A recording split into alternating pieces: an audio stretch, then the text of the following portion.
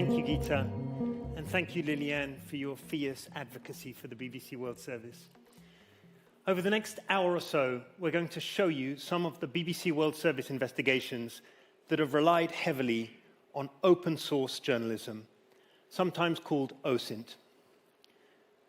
These terms, open source, OSINT, are bits of jargon that don't do much to illuminate what we're talking about here. But rather than define them, which is always boring, I would like to tell you the story of how and why open source journalism emerged. Through this story, I think it will become clear what open source means and why it matters for the BBC World Service. We're going to begin with these two photographs. The first was taken in Baghdad in 2003. The second in Aleppo, not long after the start of the Syrian uprisings in 2011. I've chosen these images because although these wars happened just 8 years apart, they lie on opposite sides of a technological watershed that transformed journalism completely. If that sounds like an exaggeration, consider the ways in which these wars were covered. Iraq was reported, much like Vietnam had been 30 years earlier, by correspondents embedded with US troops shooting analog images onto tape. By the time we got to the Syrian war, journalism had entered a new era. For one thing, this was a much more dangerous conflict to cover. There was no army within which a reporter could embed. Journalists themselves had become a target. After Marie Colvin was killed in Homs by the Assad regime in 2012, and James Foley was beheaded on YouTube by ISIS 2 years later, boots on the ground reporting became all but impossible. Individual reporters went in, of course, and Syria's citizen journalists did heroic work, but incident after incident, from the barrel bombing of Aleppo to the chemical attacks on Douma, took place beyond the reach of the TV news cameras. But in the years between Iraq and Syria, something even more fundamental had happened to journalism, not in the Middle East, but thousands of miles away in Silicon Valley. The year after the Iraq invasion, Mark Zuckerberg invented Facebook. 2005 saw the launch of YouTube and Google Maps. A year later, Jack Dorsey sent the first tweet. Steve Jobs launched the iPhone in 2007, and by 2008, millions of cheap camera-enabled Android phones were being shipped out of China. In 2010, 2 or 3 years after everyone began carrying a camera, Instagram was born. And so we arrive at the photo from the Syrian war. In this boy's hand is something that simply had not existed in Iraq in 2003, a video camera connected to the internet. The Syrian and Libyan wars may have been difficult for news crews to access, but they were the first conflicts in human history in which everyone, combatants as well as civilians, was carrying a camera and had the means to broadcast images of war without going through the gatekeepers at the BBC or at CNN. The result was a flood of imagery from the uprisings and conflicts that flared across the Arab world after 2011. Thousands of hours of footage uploaded day after day in a deluge of unsorted, unverified, unfiltered information. Those videos contained crucial evidence about the progress of these wars, including evidence of war crimes, but it was hard to tell where they'd been filmed or when. Who had shot them? What exactly did they show? How could we trust these sources? Lots of us were watching back then, especially on Twitter, trying to piece these fragments together into a pattern. But some were watching more closely than others. And the guy who seemed to be watching most closely of all, well, we didn't know his name back then. He was working, or perhaps hiding, behind the pseudonym Brown Moses. This is a story that's been told so many times now that it's starting to take on the quality of a myth, but the basic facts remain pretty astonishing. Brown Moses now known as the founder of Bellingcat, Eliot Higgins, had never been to the Middle East, had no training in journalism, and spoke no Arabic. He was a semi-employed administrator in his early 30s, living in the East Midlands. But from this unpromising position, Eliot was about to break a series of really major news stories from across the Middle East and beyond.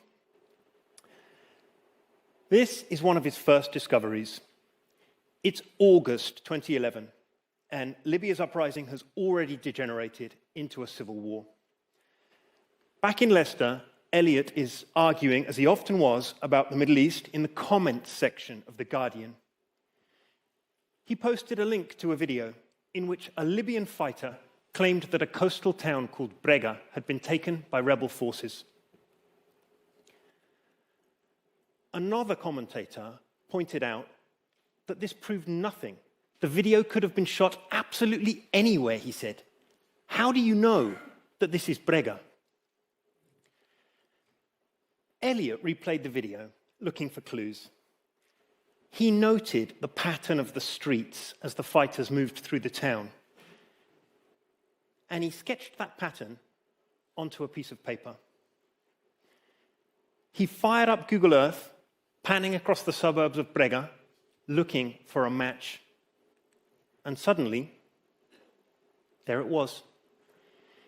He went through the video again, matching not just the road layout, but the buildings, the curbstones, the angle of the walls, everything lined up.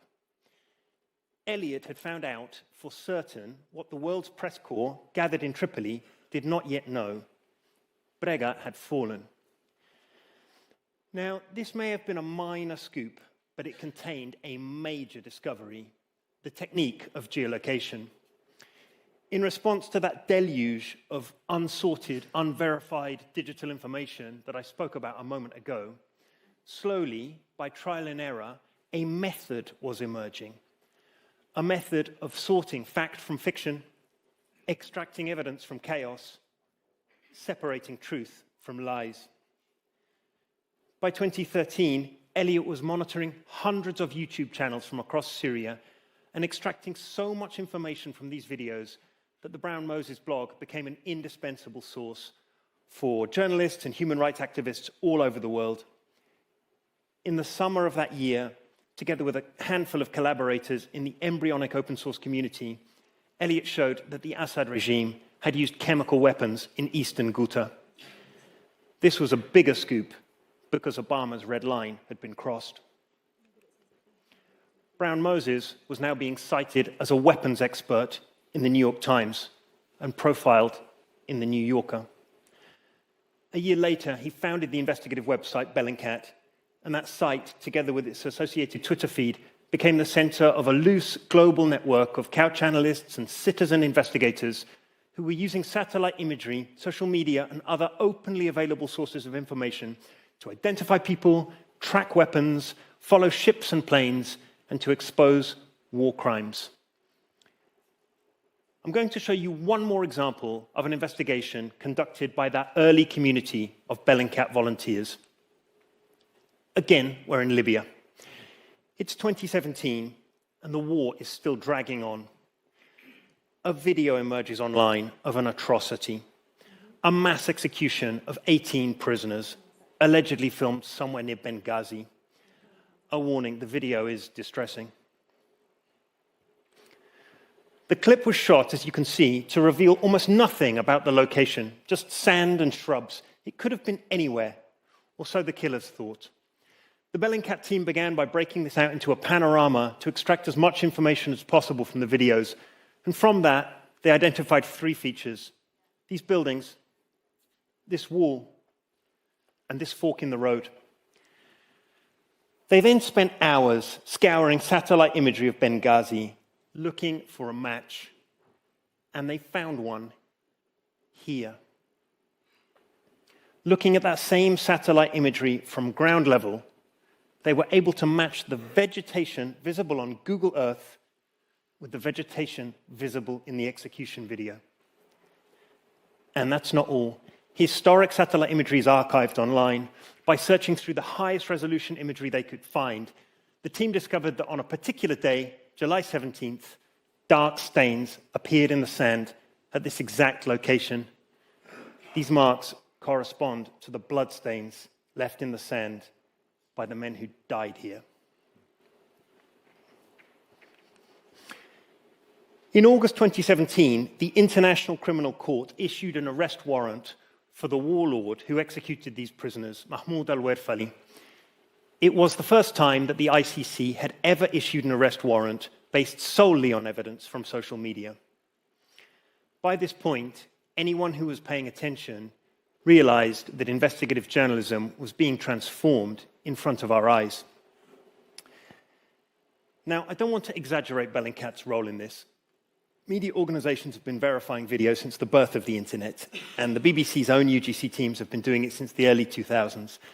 This kind of forensic analysis was clearly going to happen, with or without the Brown Moses blog.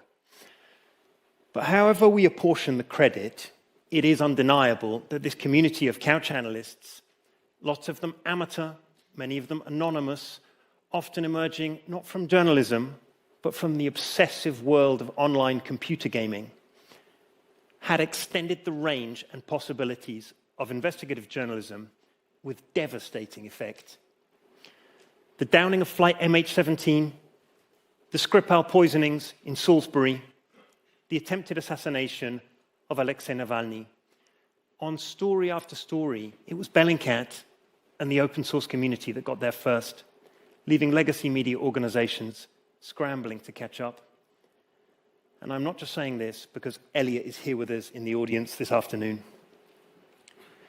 But just as traditional media had been slow to pick up on open source, so the open source community had been slow, I thought, to appreciate the importance of storytelling. That Werfali investigation from Libya, for example, contained evidence good enough for the ICC, but almost nobody outside a narrow community on Twitter had seen it. It could have reached a global audience if it had been made into a real film, a film with context and clarity, with revelation, with emotional force. And so I thought that we could learn from this method, but also that we could bring to it the BBC's standards of filmmaking and storytelling and make it accessible to a much wider public. And so in 2017, I hired one of Bellingcat's young analysts, Ayoum Leroy, and together we began building an open source investigative team inside the BBC World Service. The timing was good. We were just setting up a new documentary program called BBC Africa Eye under an editor, Mark Perkins, who understood that this could be important. Over the next few years, our team, just 3 or 4 people, used these visual forensics to make some 15 investigative films from across Africa. We used Facebook live streams to piece together a street-by-street, minute-by-minute account of a massacre in the streets of Sudan's capital, Khartoum. We used satellite imagery to show that UAE, Turkey, and Egypt were sending drones into Libya's civil war. We analyzed hundreds of pieces of social media to expose a squad of Ugandan security forces who in November 2020 went on a killing spree, shooting unarmed civilians in the streets of Kampala. I know thanks are tedious, but it is just not right to reference these films without crediting the brilliant journalists who made them. In our audience today, Ben Strick, Suzanne van Hoymissen, Bertie Hill. BBC Africa Eye's investigations, including its undercover work, changed laws, saved lives, and shaped public policy in multiple countries. These films reached tens of millions of people, not just in English, but thanks to the World Service, in Hausa and Swahili, Yoruba and Arabic. You only have to glance through the comments on YouTube to see how highly the BBC's audiences in countries like Sudan or Nigeria, Libya or Uganda value serious public service journalism like this. But nothing we produced at BBC Africa Eye had more impact than the investigation Ayoum is going to show you now. It was one of our first stories, and it contributed to the conviction and imprisonment of child killers. Ayoum.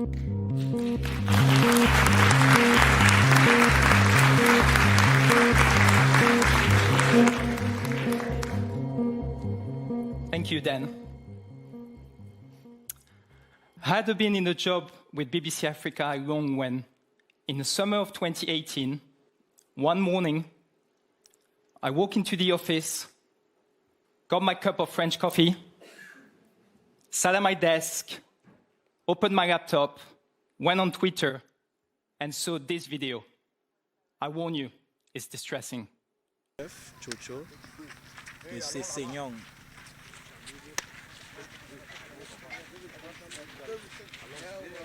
Lève-moi la calebasse, là, on te voit bien là-bas. Oh. BH. Tu vas mourir. Allons là-bas. Montez.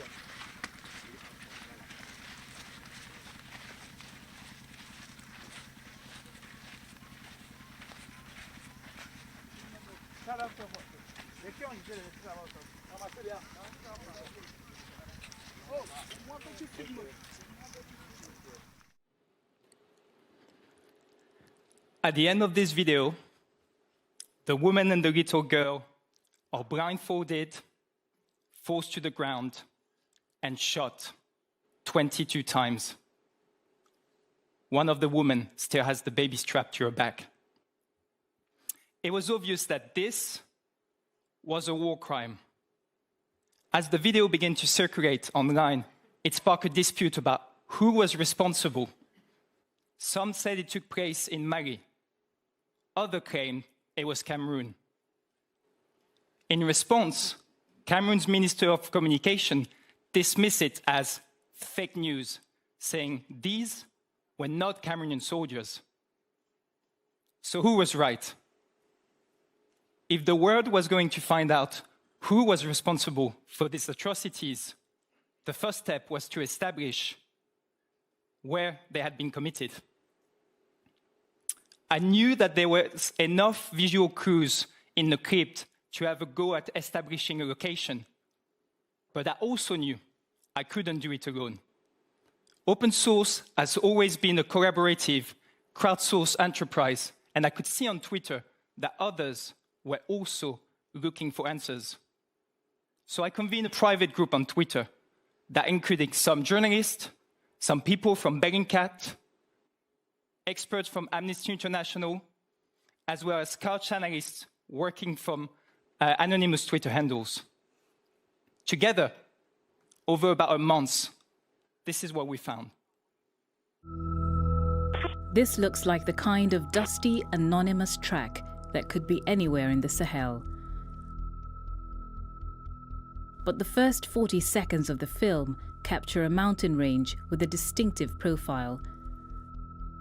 We spent hours trying to match this range to the topography of northern Cameroon. And then, in late July, we received a tip-off from a Cameroonian source. Have you looked at the area near Zelevet? Close to the town of Zelevet, we found a match for the ridgeline. It places the scene on a dirt road just outside a village called Krawamafa. A few hundred meters away is the border with Nigeria. The video also reveals other details that can be matched precisely to what we see on the satellite imagery. This track, these buildings, and these trees. Putting all this evidence together, we can say with certainty that the killings took place here. So now we knew where the killings happened. We were one step closer to establishing who was responsible for the atrocities. But to get to it, we first needed to establish when the killings happened. Again, the clues were all in the video. Exactly when the killings took place is, at first sight, harder to say. But again, the video contains clues. This building is visible on satellite imagery, but only until February 2016. The murders must have happened before that date. Satellite images also capture this structure.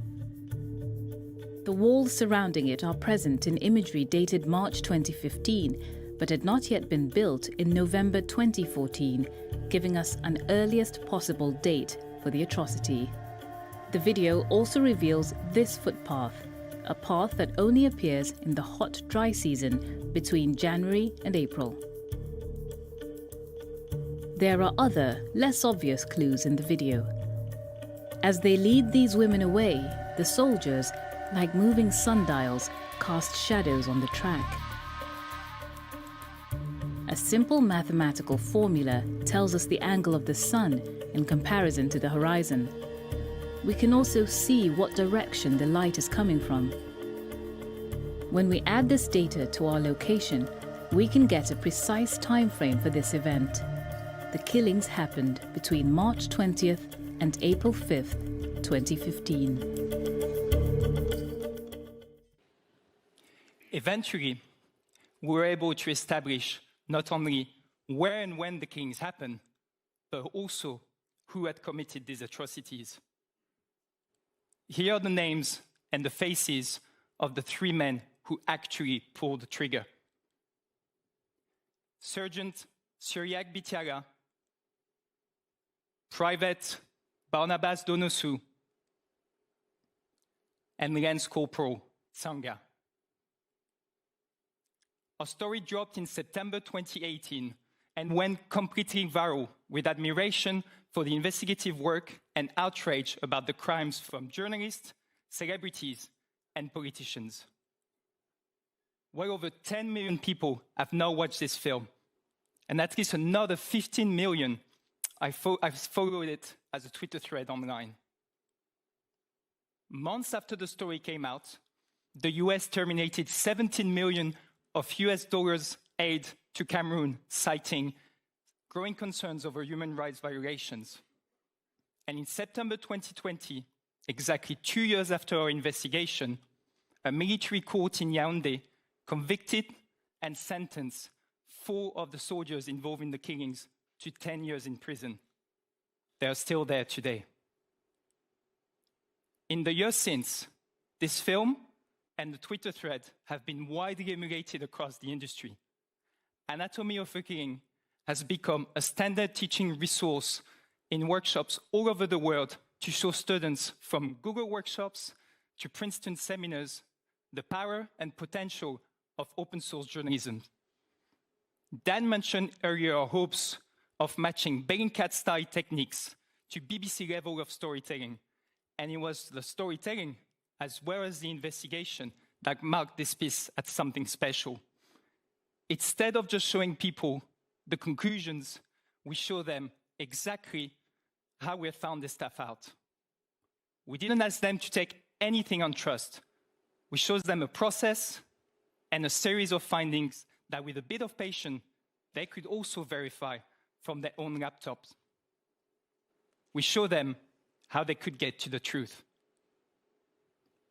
In this case, open source investigative techniques took us all the way to the end of the story and still the question of accountability. But as we expanded and made more and more films, we soon realized that open source was not always the end of the investigation. Around 3 years after Anatomy of a Killing, we met a journalist called Runako Selina. She also had a story about abuse in Africa. She also needed open source methods to get started. But for Runako, open source was just the beginning. Runako?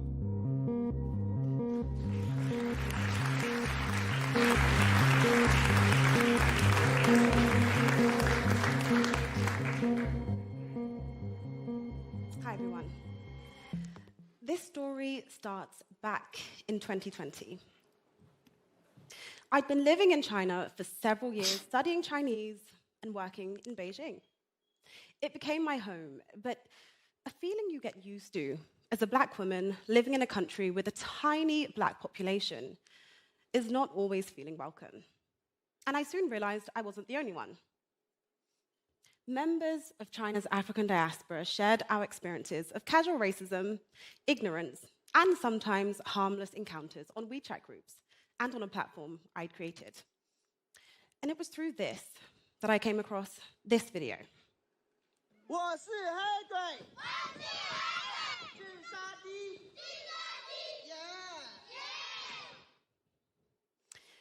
，In case you didn't get that, or you didn't believe your eyes, what you just saw is a group of kids somewhere in an African country being made to chant in Mandarin, "I'm a black devil, my IQ is low." The word they're using, "heigui," is the Chinese equivalent of the N-word. Now, this clip went viral across Chinese social media. Some thought it was funny, but it's important to say that many across China were offended and dismayed by the video. Who wouldn't be? These kids were being coached to insult themselves in Chinese by someone who'd taken care to remain off screen. And what's more, this video wasn't a one-off. It formed part of a massive industry of exploitation. In China, over the last few years, it's become a thing to send personalized greeting videos via social media and messaging apps. Happy birthday, good luck in your exams, congrats on your wedding. These videos typically sell for anything between $10 and $70 US. Often it's kids standing around a blackboard shouting these greetings in Chinese. The content can be innocent enough. You might even think they're cute. But lots of these videos are offensive in one way or another. And the low IQ video was on a whole other level. Who had taken a bunch of African kids, happy, excited little kids, and made them chant something so demeaning? As with Anatomy of a Killing, finding out who was responsible depended on knowing where this was filmed. Now, I'm not going to take you through another geolocation. You've got the idea by now. As always, it was painstaking. But in the end, we pinned the low IQ video to southern Malawi, to a tiny village in a district called Njewa. Local reporter Henry Mahango went to the village. He saw a Chinese male in his 20s filming kids. The locals said he'd been doing it for years. They called him by a nickname that sounded like the term in Chinese for uncle, Susu. Back home, I was still scrutinizing the video evidence for clues to the man's identity. I'd looked at hundreds of blessing videos posted on Chinese social media and noticed at least 2 different accounts that were regularly posting videos from this village. The content suggested the accounts belonged to the same person. Selfies and vlogs gave us a glimpse of their possible owner, a man in his 20s.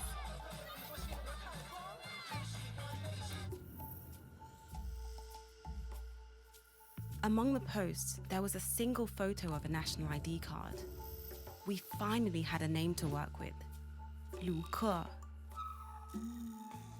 I'd watched hundreds of these videos looking for clues to the man's identity. And then I remembered. In one of these clips, Lu Ke is talking to a young child, and he asked that kid to call him by a nickname. Susu, the man Henry had found in the village near Njewa, and Lu Ke, the man I'd been tracking online, appeared to be the same guy. So essentially that was about as far as the open source evidence could take us.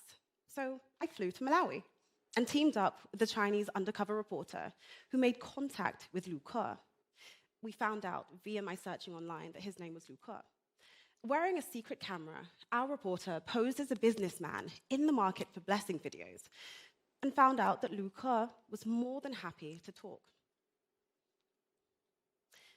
And when our reporter took out his phone and showed him the low IQ video, Lu Ke immediately admitted that he had filmed it. And although he later retracted this admission, we also caught him saying hideous things about Black people, that we needed to be treated harshly, that almost all of us were thieves, and, interestingly, that the very worst among us were Black people like me who spoke Chinese. He said all this, I might add, while living in Malawi with unmonitored access to Black children. In the villages where he'd worked, we heard allegations that Lu Ke beat the children and that he made them stand in the hot sun to film videos when they should have been at school. He told our undercover reporter that on just one of his busiest days, he'd earned the equivalent of £8,000 filming with these children. 我们看到你拍的那个视频，让这些小孩子们说我是黑鬼纸上帝，这是你拍的吗？这不是我拍的，那真的不是我拍的。但是这是在这个农村拍的啊，可能是。所以是谁拍的？你告诉我们。那个已经告诉我们的观众啊，回国了，已经回国了。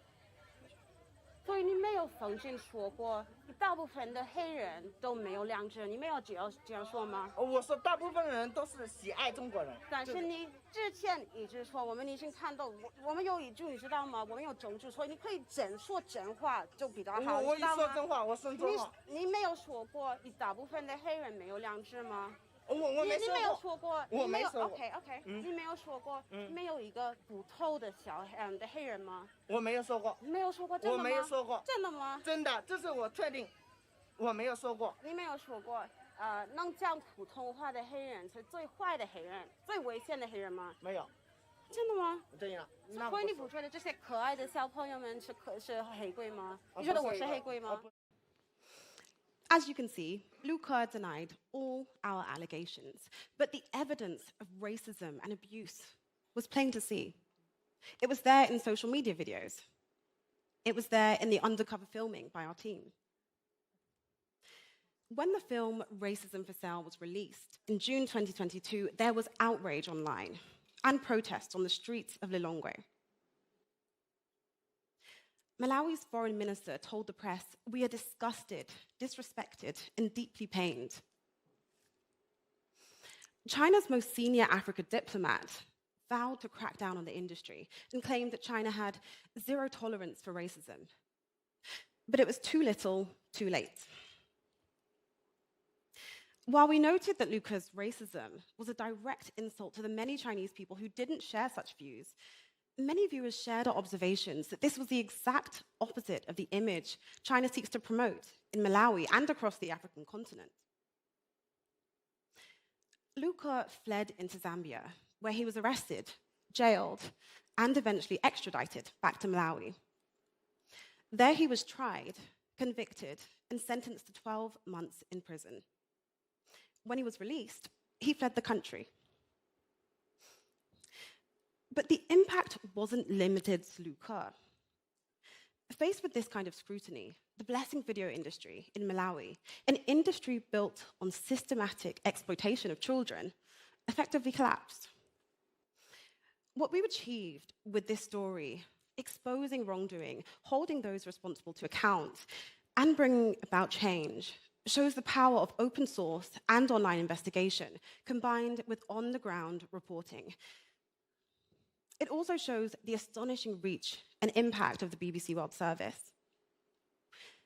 Meanwhile, BBC Eye was expanding and investing in open source investigations all over the world.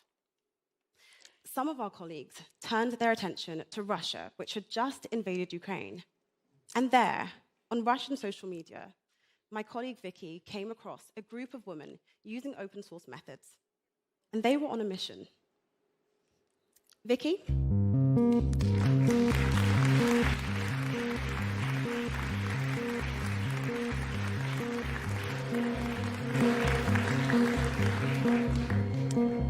Thank you, Ronako. So first, let me set the scene. It's March 6, 2022 in Moscow. Almost 2 weeks have passed since Russia launched a full-scale invasion of Ukraine. Thousands of people have been protesting the war during those weeks, and by this point, almost 15,000 have already been detained across the country. On this day, however, the tensions are much more brutal than before. These are 29 young people packed into the same police van. Spirits are high at first. They even swap numbers and set up a group chat. And all of them been taken to the Brativa police station in the southern district of Moscow. They're held there for many hours, during which some of them are subjected to beatings and torture, including choking with a plastic bag and techniques similar to waterboarding.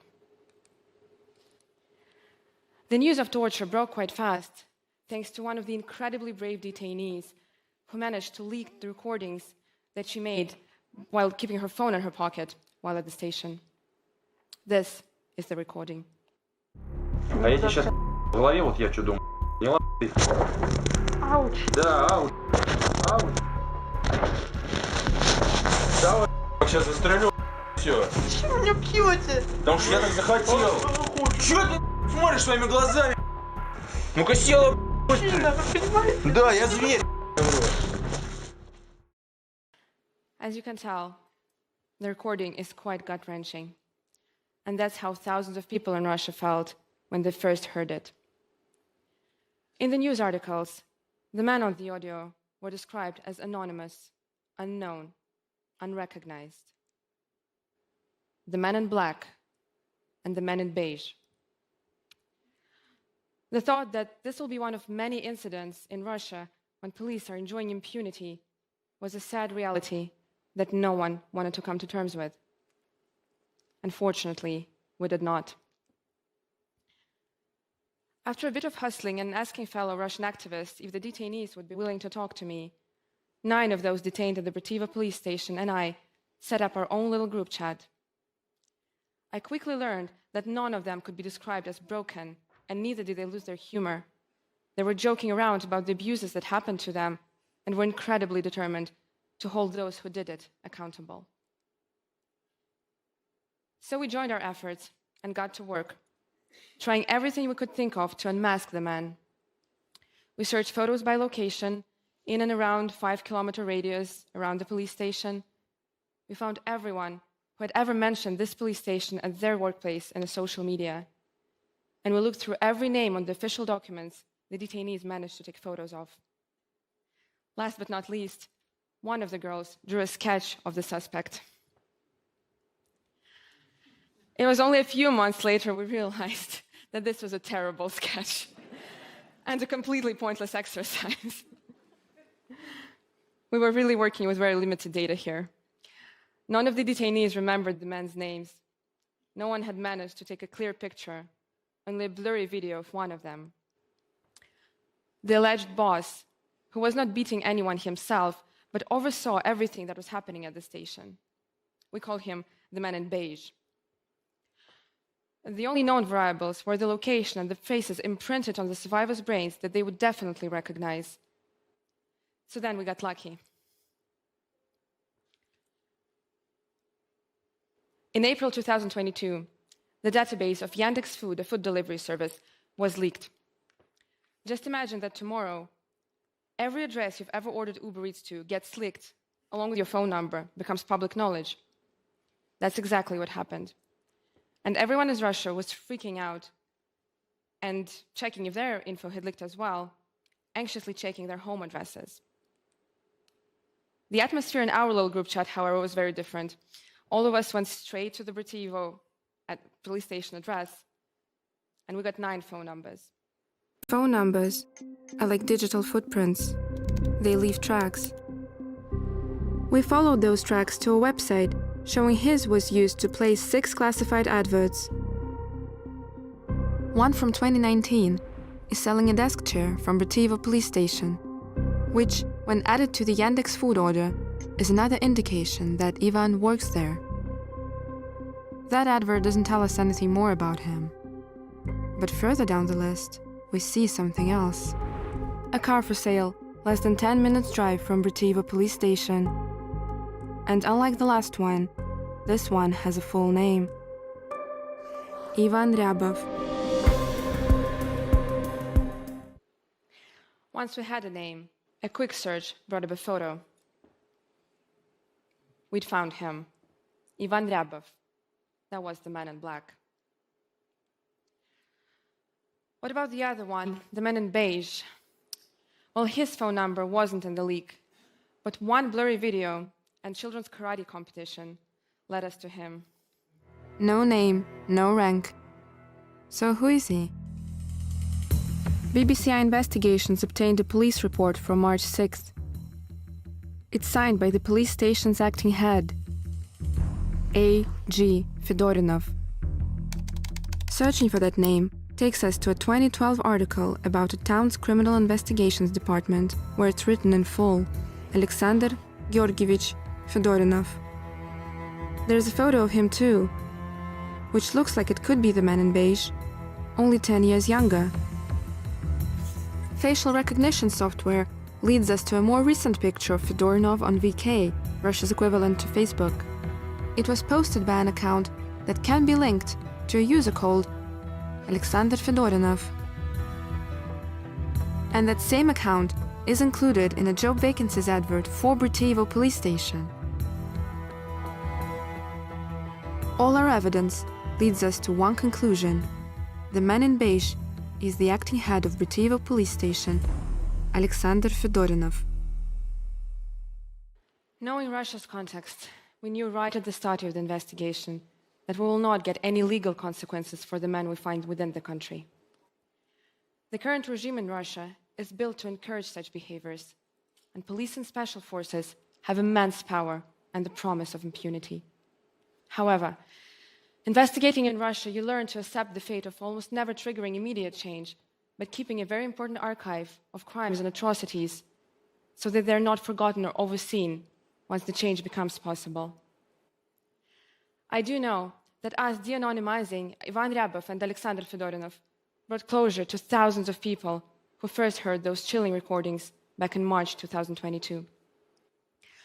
I also do know that it was incredibly important for the detainees who collaborated with us.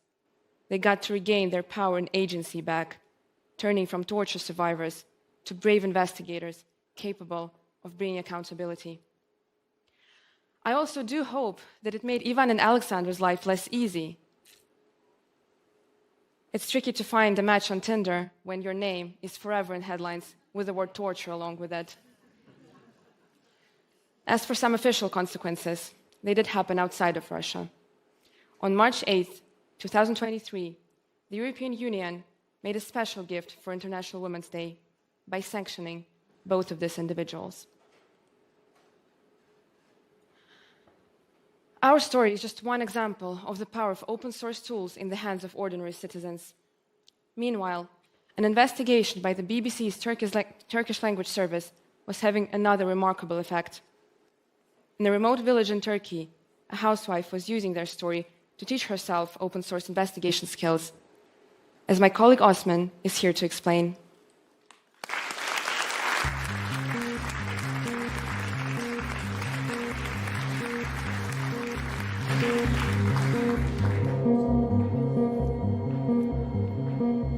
Wow, such a story. It started with a photograph. In 2020, I was covering the story of an earthquake in Turkey, and I came across this photo. It troubled me. Why was this building tilted when others around it are standing straight? Our investigation, Anatomy of a Building, showed that it wasn't just the earthquake that was to blame for this damage. It was illegal alterations to the structure. Now, this may not seem like a big deal to you, but Turkey, which sits in an earthquake zone, is full of these buildings. Our investigation was a wake-up call for a lot of people who lived in apartments exactly like this. The full importance of the story, though, was revealed through a tragedy. 3 years later, another bigger earthquake hit Turkey. Over 50,000 people lost their lives. The scale of destruction was unimaginable. And in the days and the weeks that followed, hundreds of thousands of Turkish people started watching Anatomy of a Building. You can see here how the views of our piece spiked from the moment of the earthquake. People were sharing our video because all over the region, the pattern of the earthquake damage didn't make any sense. One apartment block would be completely undamaged, I mean not even a broken window, while the building next door was reduced to rubble. Earthquake survivors started to reaching out to us, asking us to examine what happened to their buildings. One of them was Nurgül. She was a mother and housewife. She had lost her daughter-in-law, her son, her baby granddaughter, and while most of the neighborhood was completely unaffected, their building, the Ezgi apartment, had collapsed. Nurgül was looking for answers. 8. günü buldum ben onları. Ama oğlum avukattı. Ben bir avukat oldum. Oğlumun hakkını arıyorum şu an. Onun ölümüne sebep olanların cezasını çekmesini istiyorum. Then she came to us. Osman Bey, she wrote, I saw your YouTube video and I want you to help me. I lost 3 lives in this earthquake. Nurgül had watched our Anatomy of a Building video over and over again, using it to teach herself how to do basic open source investigation. She had already figured out that her son's building had been altered and most likely very badly. She got hold of planning designs and before and after photographs. When we spoke on the phone, she was angry and grieving, but she also wanted to get to the bottom of what happened. So she started sharing her evidence with us. Meanwhile, the media in Turkey was already jumping to conclusions and headlines pointing finger about who was to blame for the collapse of this building. Nurgül was also in a rush to pin the guilt on someone. It was understandable, given how much she had lost. But I said to Nurgül, as BBC journalists, we don't jump to conclusions. We examine the evidence, and that takes time. This is the building we're talking about. It had been reduced to rubble. But Nurgül, having watched our Anatomy of a Building video many times, understood that the evidence was in this rubble. For 8 days, she stood guard at the site, stopping any attempt to disturb what she knew was a crime scene. I want to show you just one example of how painstaking our investigation process was. We suspected an air vent had been illegally added to the ground floor. It wasn't on the official plans, but here in the rubble we found it. It was a detail, but it mattered. This vent was one of the alterations that had weakened the structure. 37 people died here, including Nurgül's family. Together with Nurgül, we were compiling evidence that multiple parties were responsible. The official report came out in November. It corroborated our findings. There were a lot of structural faults with this building and a lot of people to blame. The blame stretched all the way up to the authorities. We published the story in February for the 1-year anniversary of the earthquake.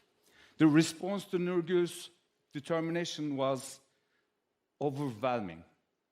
This was because this was just more than a story of a building. It was also a story of a mother who became an open source detective, but who also trusted us to investigate her findings and share them.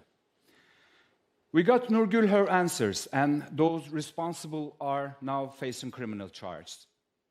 İnşallah bunlar gereken cezayı alırlarsa belki Ezgi Apartmanı adı altında bundan sonra böyle şeyler yapılmaz diye ümit ediyorum yani. Bir örnek teşkil etsin diye mücadele ediyorum. So, why did she come to us?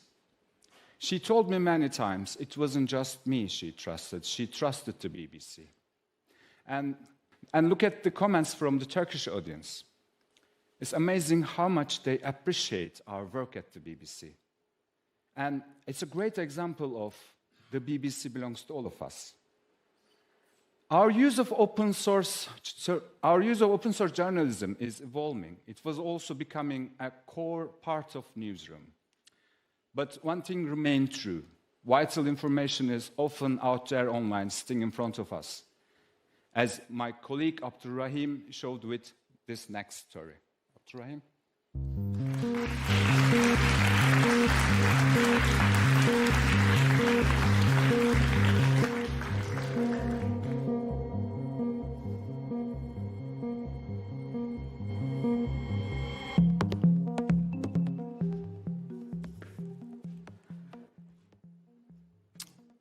$1 billion Think of that for a second. It's a lot of money, isn't it? Well, that's how much Israel spent by the year 2021 to upgrade the security along the barrier fence with Gaza. New security features included an underground wall, modern sensors, and new cameras. Officials at the time said the new security system would stop groups such as Hamas from ever getting into Israel. Then, on the 7th of October, the world watched as this happened.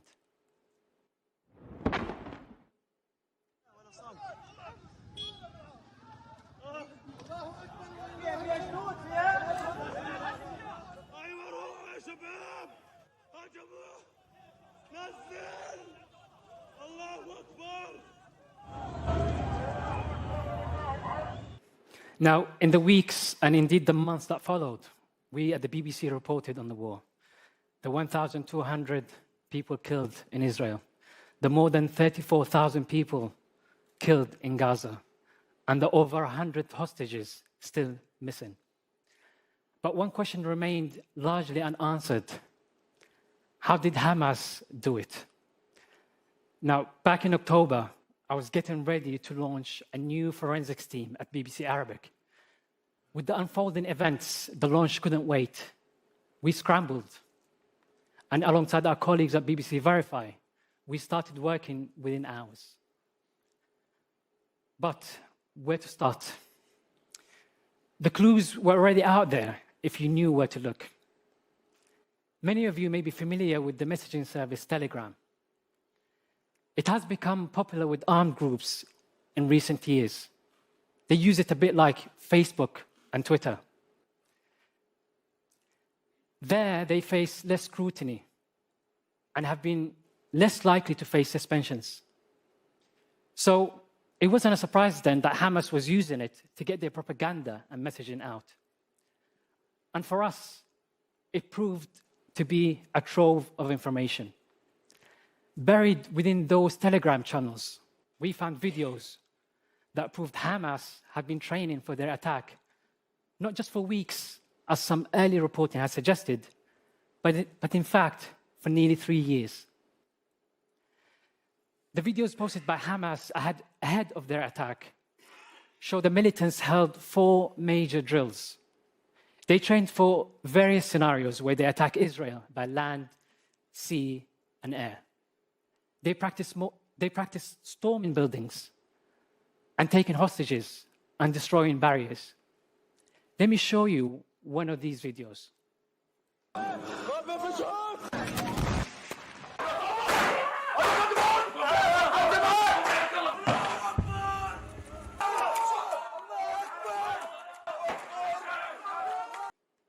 What you just saw there was a training video posted in December 2022.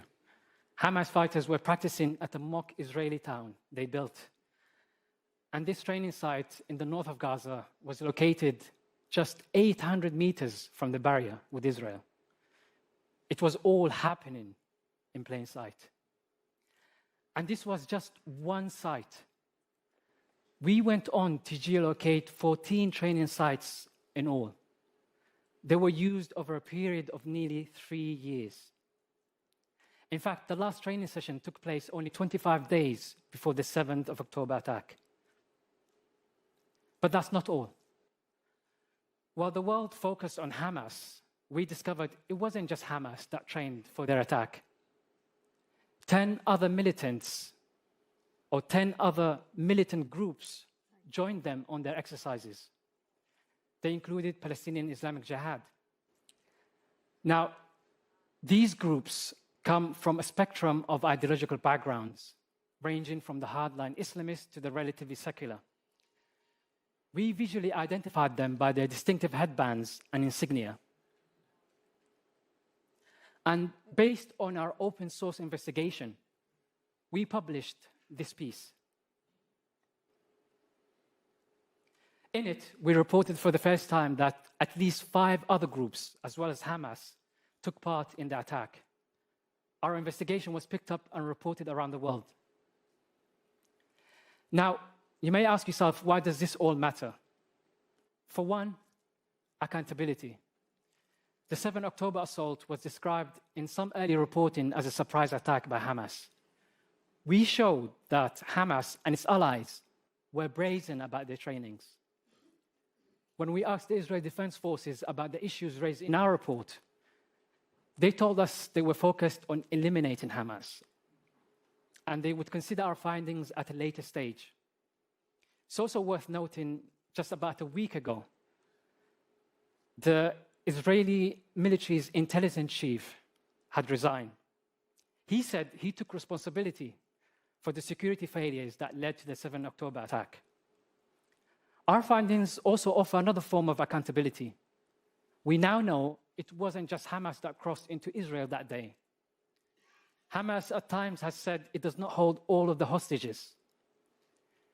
Knowing which other group took part in that attack could offer us clues about their whereabouts. And their return remains a key issue in ceasefire talks and potentially could unlock the end of the war. Our forensics team at BBC Arabic are continuing to investigate this story, as well as Israel's military response. Meanwhile, technology is evolving at a rapid pace. And for open source journalists like us, it presents opportunities, but also challenges. Dan.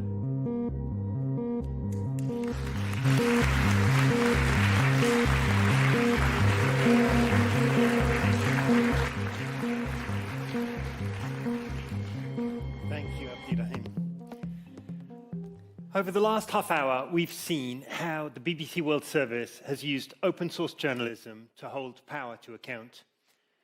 This forensic approach lends itself to accountability journalism because it rests not on opinions or allegations or even on the testimony of eyewitnesses, but on visual evidence so damning that it cannot be ignored. It's an approach that makes digital eyewitnesses of us all. But anyone using social media over the last few months will have noticed a problem. Visual evidence is quickly becoming unreliable. You'll all have seen similar things in your own social feeds, but let me give you a quick reminder of where we're at with AI-generated video.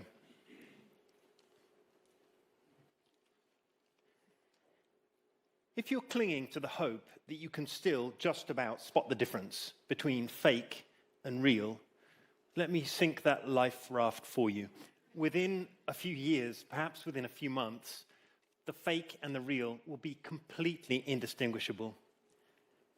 Now, there are already some good examples of how machine learning is being used to support journalism, to make discoveries in satellite imagery or complex data sets, to expose fakes and disinformation. This is a technological weapon that can be wielded not just by those spreading lies, but by those seeking the truth. Still, no matter how optimistic you are, there's a definite problem here. What we're seeing with those cute puppies playing in the snow is the disintegration of visual evidence itself. All of the work we've shown you this afternoon is predicated on the assumption that if you've seen it, you can believe it. So what happens when that link between seeing and believing is severed by AI? What are we going to do? How is the public going to respond when, for example, we see a video of a hospital bombed in Gaza and we can't tell if it's real or fake? When a politician makes a speech saying something that she has never said? When a clip spreads in a troubled part of the world of one ethnic group burning the homes of another, when no such attack has taken place? I have no comprehensive or confident answer to those questions. I hope this afternoon's panel will have some insights. As well as Elliot Higgins, we have Malachy Brown from the outstanding visual investigations team at the New York Times, and Alison Killing, who won a Pulitzer for her open source work on Xinjiang and now leads the new team at the FT, as well as Vicky, who you saw earlier from our team. You can see them here in the Radio Theatre or on the live stream at 6 p.m. London time. But although I'm unsure how this new technological watershed will disturb our industry and our society more broadly, I will venture one prediction. In a world where visual evidence is rendered worthless, or at least devalued by AI, a lot of people in the confusion will have to outsource the task of separating truth from lies to people they trust. Trust, and the lack of it, has been a major challenge for the media over the last 10 or 15 years. You just heard my colleague Ayoum pointing out that when we made that film about the killings in Cameroon, we didn't ask the audience to take anything on trust. The power of open source journalism derives in large part from the fact that when you have irrefutable visual evidence, trust needn't come into it. But in the age of generative AI, I think the idea of trust might take on a renewed importance. Our viewers are not, for example, going to download every video they see and run it through specialist software to determine which are real and which are not. They're going to find gatekeepers they trust and let them deal with the increasingly complex task of separating what's real from what's not. That trust, as always, will have to be earned. The news organizations people turn to will be the ones that show a transparent commitment to the truth, to the highest standards of accuracy, to the most comprehensive and least partisan coverage of our world. The ones that still have journalists, human eyewitnesses, reporting from the ground. The ones who refuse to be intimidated by authoritarian states, who investigate corruption and abuse without fear, who tell stories that are revelatory and relevant to people's lives. That's what the BBC World Service has been doing for almost a century, and it has never mattered more than it does now. Over the last decade, with press freedom in retreat, the World Service has stepped forward and built a formidable reputation for investigative journalism, and I hope we've shown you this afternoon that we've been at the forefront of developing an approach that is fit for purpose in the 21st century. The kind of journalism we've shown you today is time-consuming and expensive, but its value, at a time when the truth is so contested, must be obvious to any fair-minded observer.